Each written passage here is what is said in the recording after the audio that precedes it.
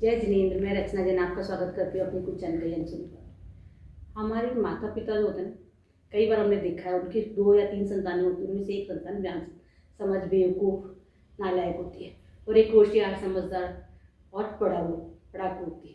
तो ना चाहते हुए भी माँ बाप का बैलेंस बिगड़ता है और ना समझ ना नए बच्चे के प्रति रुझान थोड़ा कम और होशियार बच्चे के प्रति लगाव थोड़ा ज़्यादा हो जाता है और वो बच्चे के प्रति सजग रहते हैं। वो बच्चा वाकई में इतना होशियार और समझदार होता है कि पढ़ लिख के बड़े गाँव, बड़े शहर या बड़ी सिटियों में या विदेश जाके बस जाता है और बसता है नालायक बच्चा, जिसको हम खोटा सिक्का कई बार बोलते हैं। वो उसी गांव, उसी घर, उसी मकान में अपने माँ बाप के साथ रहता है।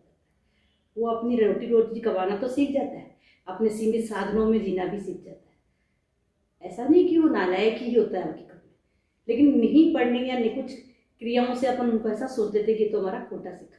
लेकिन जीवन के अंत समय में जब माँ बाप का उम्र का पड़ाव आता है तो समझदार बच्चा तो निकल चुका होता है और जो ये खोटा सिक्का होता है ना, वही उनको अपने पास अपने सीमित साधनों में अपने बीवी बच्चों के साथ उसी मकान में रहकर उनकी सेवा किया करता है। और जो समझदार बच्चा है वो मौके मौके आता है, मिलता है और वीआईपी की तरह कुछ जो धनराशि उसको देनी होती है वो देता है और चला जाता है और अपनी जिम्मेदारियों से मुक्त हो जाता है।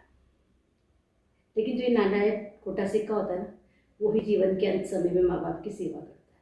तो कई बार हमने देखा है कि जिस बेटे को हम खोटा सिक्का, नालायक या ना समझ या कम पढ़ा लिखा समझ के उसको सोचते हैं ना कि ये हमारे क्या काम आएगा, अंत समय में वही हमारी सेवा करता है, वही हमारी पूरी देखभाल करता है और अंत तक हमारे साथ रहता है।